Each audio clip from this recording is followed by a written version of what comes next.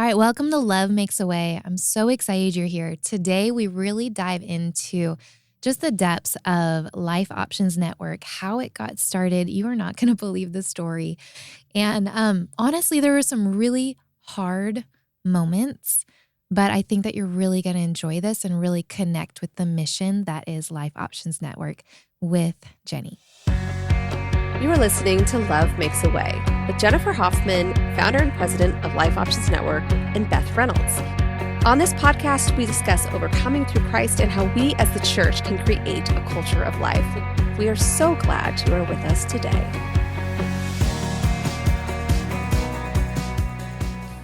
All right, welcome back to the Love Makes a Way podcast. I am here with Jennifer Hoffman, and I am so excited today because we get to talk about Life Options Network. And so let's jump right into that. I know that you're here in Nashville, but it started up on the West Coast. But really, tell us the story of how Life Options Network even started. Sure. Well, honestly, it was not one of those things I went looking for. It was something that the Lord kept highlighting in my life. Definitely wasn't a mom that, got pregnant in a tough circumstance or was a single mom, but I had walked with a number of women in my youth who had gotten pregnant and were single moms in some really tough spaces. Yeah. Many times they just didn't have what they needed. They would sometimes end up homeless. I had one friend that actually ended up being homeless 13 times. Wow. After having her baby. And I remember with her specifically making some phone calls to local churches just to see if they would help with things like utility bills, right? Housing, anything. What was the resource? And I got a lot of that's not something we do. And I also have a family that really advocated for unborn life and also wanted to always stand in the gap for those in poverty. And so I saw that example in my life and exemplified well. And I wanted to make sure that no woman ever felt like she had nowhere to go. And I didn't recognize prior to these experiences that the church didn't have anything really in place that was answering those questions. And the reason that this was so devastating was because when I was looking at the issue of abortion, I was seeing that most women were choosing abortion after their first baby was born. Wow. Yeah. Tell me more about that. So it's about 60% of women who are choosing abortion are doing so after a first child is born. Okay. And so why? Yeah. Challenges. A lot of times, and you have to go back to, and I could jump into so much history with the feminist movement and the lack of support to mothers as a whole, because really we've told women in culture that their value lies in their job. Their value lies in being a boss babe. I say this as a woman who has always had a job. I've built a business before. I've built Life Options Network. And I have no problem with women in work. Right. But when we've made that the sole priority for women, culturally, we've basically ostracized motherhood in a lot of ways. Yeah. And I got an up-close view when I walked with some of these women who had chosen life in some of the most difficult circumstances you could imagine. I remember one day being at home. My husband and I had gone through our own financial challenges as well. So I didn't grow up in a tough financial space, but we had our babies early and he was working a graveyard job. Yeah. He was trying to get a secondary degree because the degree he had gotten wasn't working for getting into a job that would really take care of things. And I remember having 2 babies, going to work, bouncing a baby on the hip, making sales calls, cleaning out cars, doing cleaning jobs. Yeah. And even at one point, and I like to share this story because I think that people don't understand that, like how important it is to see people around you sometimes and what they might be going through, because there's a lot of shame wrapped up when you go through seasons like this. Oh, And so there's much. like Yeah. a silence. And I definitely felt that at this time, because I remember at one point having to take two of my babies down to downtown Portland. And I brought all these clothes I'd bought in college when I had, no responsibilities financially. Yeah. And they were great. And there was an exchange store. Yeah. And I went down there and I was like, I have to pay rent this month.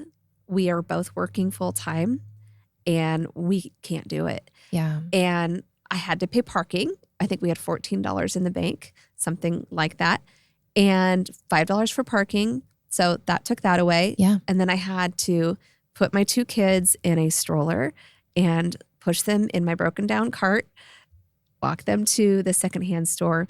I had a big pile of clothes and I brought them to the woman at the counter who thought it was a little strange, I think, that I had two babies in like a secondhand store.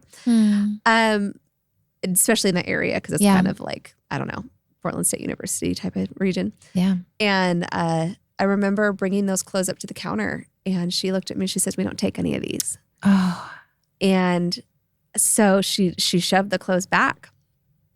And these women, there was a woman in the store, and it's easy when you're already feeling shame to maybe see things you don't see, right? Yes. But I almost felt like the women in the room were like, oh my gosh, why is she, there was just those things. And you just feel a sudden like, oh my goodness, like I can't even take care of this. Yeah.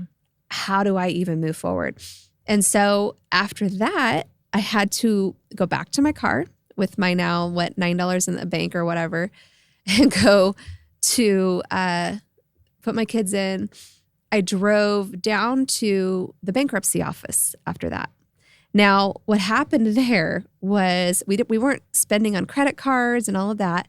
What happened there was that I had a medical issue and ended up in the hospital with my first child. Yeah. And it landed me in the hospital for 2 weeks, and we got a $30,000 medical bill. Wow. We could not pay it. It might as well have been $1 million. Yeah. Because we were like barely scraping by. Right. And so I went down there, and here I am. I've been rejected by the consignment shop, and now I'm going down to the bankruptcy office. Right.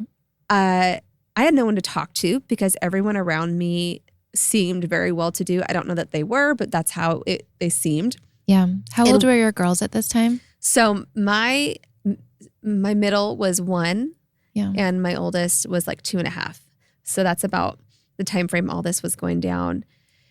And so I had that experience. So I had the experience of walking with these women who had gotten pregnant in really tough circumstances. They also experienced a little bit of isolation in many cases. Yeah. There wasn't totally the answers for when they were financially struggling. And they really needed deep mentorship, healing, all of those things. And then my experience, and then my husband and I going through what we went through. And we also had things to work through as well. So I remember being in front of my TV. My husband and I had come out of had dug out of all of this. And we had finally been able to buy a house. And I was watching the Women's March in Washington, D.C. Mm-hmm. And I'm sitting there and I'm so frustrated because all I'm seeing are women advocating for abortion. Yeah. They weren't advocating for helping moms. Yeah. They weren't advocating for how to help children in any capacity. It was just, let's do fake abortions in the street, and this is the cause of women. Yeah. And it was so enraging because as a mother, even though I struggled, it didn't mean I wanted to get rid of my kids. Yes. Yes. Right? Right. It's like trying to slap a Band-Aid on like a deep soul problem, like a wound. Right. And it's not even, it's actually, it just causes a deeper soul wound. Yes. Right? Abortion does. Because Right. I, at that point too, had known post-abortive women who had been crying with me. Yeah. And how do you tell women this is the answer to this problem when everyone I know that's been in that place, it is not something that they look at pleasantly. Yeah. And so I'm watching this and I'm thinking, not only are they not listening to women, they have an agenda. Yeah. And there's all of these broken women that need help. And I had gone through our stuff, so I knew what it was. I know what it is to feel the shame of, I had these kids and I can't even provide for them. Right. My husband and I walked through that, and we had to just move forward, right? But it really shouldn't be the way it is. Yeah, I agree. It should be that if a family is struggling financially, they have somewhere to go. Yeah. They have someone to talk to. And so I was thinking all of this prior to this show I was watching, or the Women's March they were showing in DC. And I said a prayer to God that changed my life. And I said, God, who will go and talk about this? Yeah. They aren't talking about what we need to talk about as culture. They're only talking about this incredibly negative thing to do, to take someone else's life, instead of coming around mothers and families in crisis and removing shame. Yes. Because shame is utilized as a tool to keep women choosing the death of their children. Right. And it was something Margaret Sanger was very good at. She said it was a travesty to bring a child into the world. It's better to take their life. And that's the mindset of this group of people. Right. And like they're doing the child a favor. Right. By not even allowing them to be born because they're worried about their future. Exactly. Wow. And so I had that moment of, God, I absolutely am frustrated. And I had a moment with Jesus in that place where, you can call me crazy, whatever, but I felt his presence so heavy in my home that day. I actually fell on my face. And I felt this, I want you to do something here. Yeah. I want you to go for it. And I'm thinking, me? We just came out of all of this struggle. Yes. And we didn't have a lot of financial opportunity around us. It was very scary to think. I was like, I will never be a public figure. That was number one on my list. I will just never do it. Right. And so I said, okay, Jesus, I love you. So I will go wherever you want. Yeah. Whatever you want me to do. If this is it, then okay. And I just said, I want to make sure that this isn't just me having this moment, and that there's actually someone else who calls me into this, because I just wanted to have that as proof. And so I said, in 2 days, if nobody approaches me on this random topic, I don't think I'm going to jump out, because it would be much safer for me to not do this. Oh, yes. And so I didn't tell my husband about it, and I went to bed that night and just thought, well, I think that was the Lord, but I'm not going to say anything. Well, the next day I was looking at my phone, and a friend of mine from high school, I hadn't talked to her in 10 years, and she actually texted me and said, Jen, I was watching the march yesterday. Wow. Yeah. And she's like, I could not get you off my mind. We need to start talking about what we can do about this issue of women choosing abortion, and not actually addressing the challenges that women are facing in America, especially around motherhood. And I was like, whoa. Wow. Yeah. So that was the beginning of what is now Life Options Network. That's incredible. And I know that you have stores both in Washington State and now a newly open one here in Middle Tennessee. And, you're giving away diapers and you're giving away car seats, and it's all free. But talk to me more about what you're doing at like a holistic level for these families that need support. Yes, they need tangible physical items, diapers, wipes. Everybody needs those. But tell me how you're kind of going above and beyond just meeting those needs. Yes. And I think people can think that that's all we do is just hand out items. The items are there as a baseline of support, but they're not everything. We have an advocacy program, which actually was what I started with when I had no intention of a free store. Actually, It's been a journey. When I started doing research, I realized, okay, we need housing for moms. We need, let's look into that, and let's look into, childcare. And I went down these roads, but none of it was without a ton of red tape. Yeah. And a ton of just problems that we would have run into. And I realized that there were other nonprofits that could do the things we couldn't do. And so one of my goals, and I spent 2 years working on this actually with women who had walked with single moms. They actually had programs or housing programs for single moms, and they taught me and they showed me this is what we do with single moms. I actually worked with social workers as well, who showed me how to create this program of advocacy. And so that's actually what I started with. I put that out there into the world in 2017. And we started to get donations of items. Yeah. Okay. And so fast forward, and we're now doing a free store. But the advocacy program is the deeper layer, where every single woman who comes into our stores are asked, do you need advocacy? And so they're able to talk to somebody. And I've had women I've worked with for up to a year, and they'll just be telling me their life story. A lot of times they're abused. A lot of times they come out of crazy stuff. They have absolutely nothing. I've had a woman who once told me she was living in a shed with her kid, and that was the only place they could find. And so we worked to help them find housing, and we did. We actually ended up in that circumstance.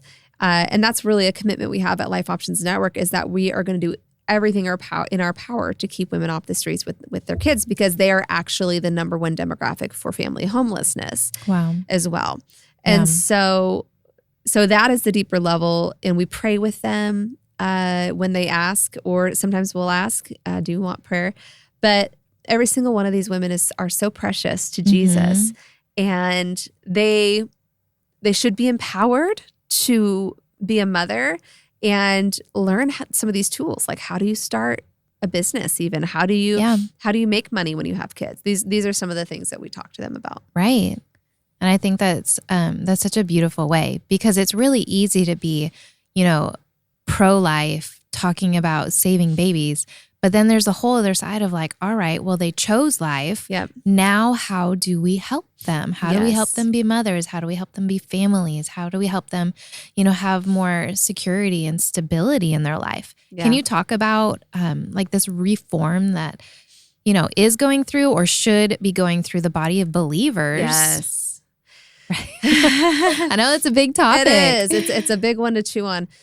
I think that, well, if you go back in time, there has been a culture of shame, because I think that there have been church leaders who were afraid that if I stand behind this pregnant mom, then I'm advocating for sin.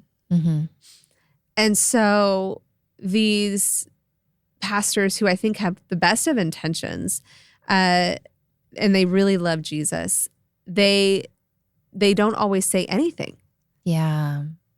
And so if it's never addressed from the pulpit, if like you never say, listen, our standard is Bible. Yeah. Not because, and this is how I think people get messed up with the Christian faith sometimes, because they look at like, I have to follow all of these rules. Yes. Right.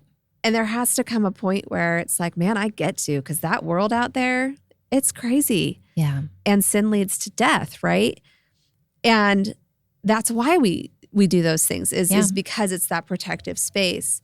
But I think that historically there's been public shamings of women. There's been pregnant women, and this is a hard history, but even among like the Catholic Church, there was a history of them taking women and beating them when they became pregnant. And it's, as a whole, culturally, the shaming of women who got pregnant out of wedlock has just been very, very strong. You're right. Which has then pushed and advocated for abortion. Yeah. As kind of like, this is the solution, because and it's this not secret. Yes. Get rid of it quickly. Yeah. Yes, because it's all hush hush under the. Yes.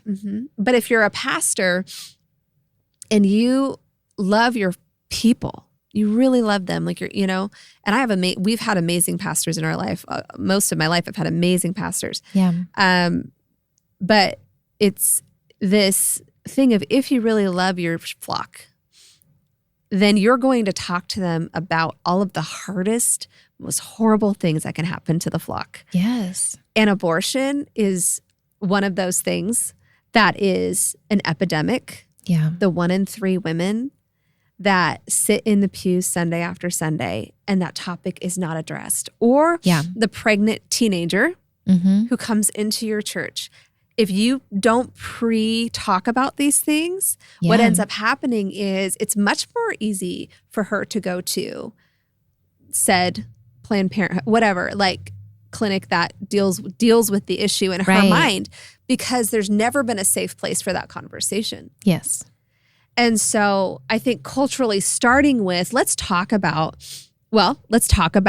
sexuality within marriage being really important. Yeah. And what does it mean to be a man? Let's start there. What does it mean to be a godly man? And let's counter culture this idea that men only think about sex. I'm just going to lay it out there today. That's not true. And there's just this lie out there about that.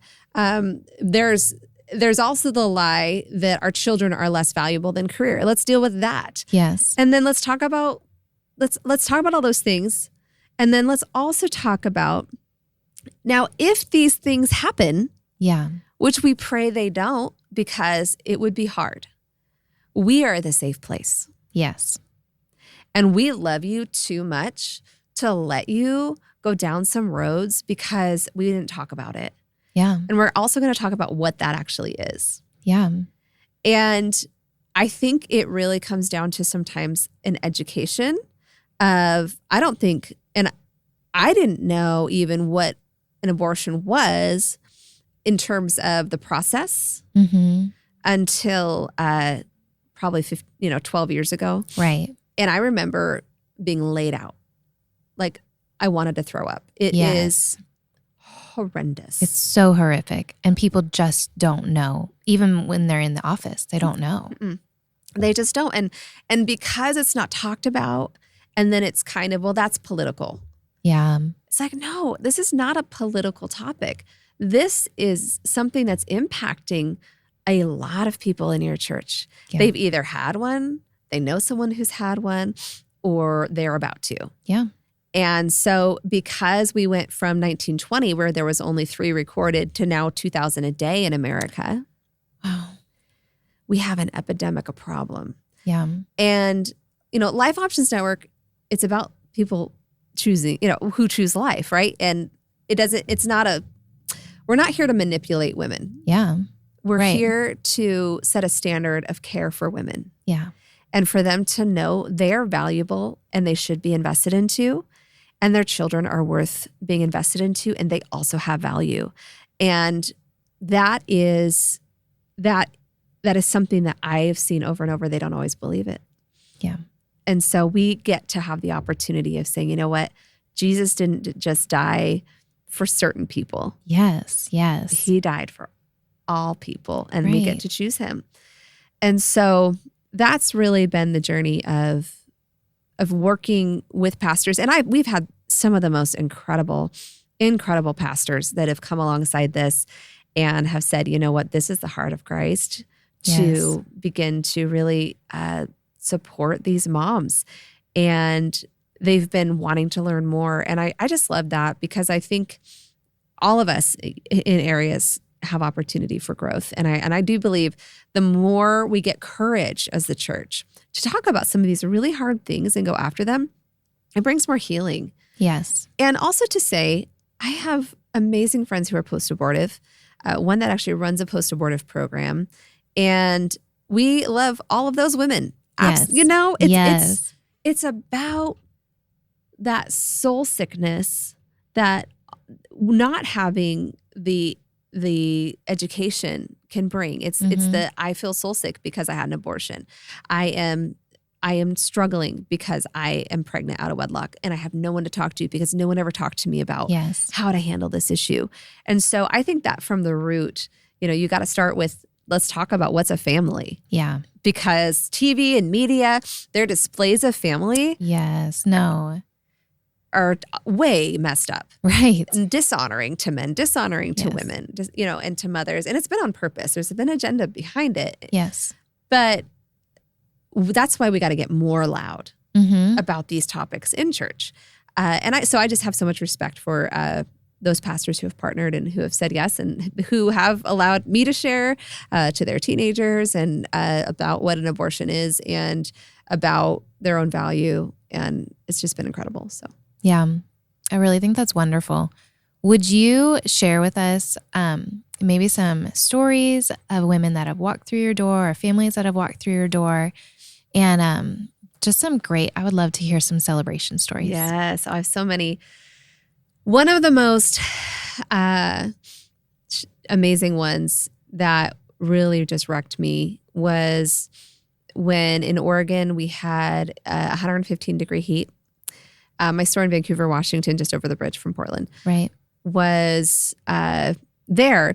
And a woman called us and she had been escaping a domestic violence situation. Yes. And so she had called me and she said, I have called every single shelter.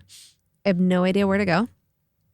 And everything's full. And I've done everything I can. She had actually gotten her Section 8 voucher and just all the stuff that you really have to start doing. But she had nowhere to go. And they came into the store. They were hot and sweaty. So I'm pretty sure they didn't have great AC. Yeah. And this little... So it was her and her child? Yeah. Well, she had 3. Okay. So she had a 4-month-old, a 2.5-year-old, and I think like a 4-year-old. Yeah. And this little boy walks into the space and he doesn't even look at me. He goes past me and he sees the couch. I had a couch in my office and he collapses on it and falls asleep. Oh. And she also had this little baby. I'm sorry. With her. And there was nowhere for them to go. And I looked at her and I said, we will find you somewhere. Yeah. I don't care if you have to spend the night here. Yes. We're gonna find a place. And it took all day. We actually couldn't find housing, but what we did end up doing was a fundraiser for them and we're able to get them a hotel for a couple of weeks until her voucher was good to go and she was able to be in housing. Wow. And that was pretty life-changing. I've also got the story of the 17-year-old girl who was going to choose to abort her baby. And it was the night before and I got a call and my friend who was working with her just said, she is 15 weeks pregnant. She's got an appointment tomorrow, but she said she would stop in and just see what we could help her with. Yeah. And she came in and she just sat across from me, just what? And I just looked at her. I said, what do you want? Everything here you can have. Number 1. And then number 2, I said, you're a mother. Yes. And I said, you are capable, much more capable than you know. Mm-hmm. And you don't have to choose death. You can choose to keep this baby. And we are going to stand with you every step of the way. And we were able to, she starts crying. And she ended up saying, okay, I think I can do this. And she walked through the store and we just gave her everything she wanted. Yes. And she came back and I was able to mentor her and her mom in terms of these are the government programs. I don't talk a lot with young teenagers about, business and stuff right away. We're really just trying to get them stable. But yeah, she kept that baby. She now is married. She has 2 kids. Amazing. It's been a journey for sure. Yeah. But to see that and to see the opportunity we have as the church to build more of these stores, to advocate for both of those circumstances when mama's in it and when mama's not sure. Right. And so, yeah, that's been an incredible journey so far. That's such a beautiful story. And I love how you spoke straight to her identity. Yes. That's incredible. Can you talk more about how identity really plays into mothers Yes. and choosing to keep their children? Yeah. Well, I think that a lot of times, and what I've experienced at least in doing this work, is a lot of times when women are in this circumstance, it's because they weren't taught to value themselves. Yeah. So either dad left, they were abused. There's rebellion. Like there's people that just straight up, but most of the time and then you've got to take in the shame factor. Right. Where even culturally, you don't even have to be a Christian to shame a pregnant mom, right? Yeah. You can just tell her, well, you'll never have a career again. Yeah. And so you get these, which is a lie. Yes. You can have a career and have kids. I am Absolutely. and Beth are testaments to that. But you can do all of this stuff. And so there's this pressure the minute she finds out that she's going to have a baby that I need to figure it all out all by myself. I don't know what to do. My family's not supportive. Yeah. Or if they are supportive, they aren't safe in many circumstances, not always, in many. And I think that going after and looking at her and saying, actually, no. Everything whirling around in your head about who you are and what you're capable of is garbage. Yes. And you're capable of raising a child. And we're going to walk with you because we know that you need education, you need support, you need people to come around you. And that is what the body of Christ is supposed to be doing. Yeah. Is giving identity back to these women where the enemy stole identity. Yeah. It's like when you look at the woman at the well. And Jesus says, come to me because I'm the one who's got you. Yes. You know, and then you've got the adulterous woman and he doesn't call her by her sin. He says, go and sin no more. Yes. You who are without sin, cast your stones. And nobody could cast their stones. And he protected her. Yes. He didn't protect her sin. Right. He protected her because he loved her. Yes. And I think sometimes our love just needs to grow. Yeah. And we need to understand that a lot of these women don't know their identity because the world's not teaching it to them. And I think the church is working there, but they need to, there's more that can be done. Yes. And I'm excited to see that happen. That's really great. You know, not defending like their choices. Sure, it was a bad choice. Sure. But we're defending the individual because that's who God loves. Yes. And that's who God sees. And that's the thing that I really, really love and admire about this ministry is you're not just, you know, trying to manipulate women into keeping their children and saying all the things, but not backing it up. Like you are actually bringing in the resources and the education and walking with these families to actually do what you say that you're doing. Yeah. And I think that's so needed in this world because there's a lot of empty promises out there, but you guys are the real deal. Thank you. And so I'd love to, you know, just ask you, someone that's listening to this podcast, maybe they're here in Middle Tennessee or Washington, maybe they're not. How can they help this movement and really this reformation of how the church body helps women and families? Yeah.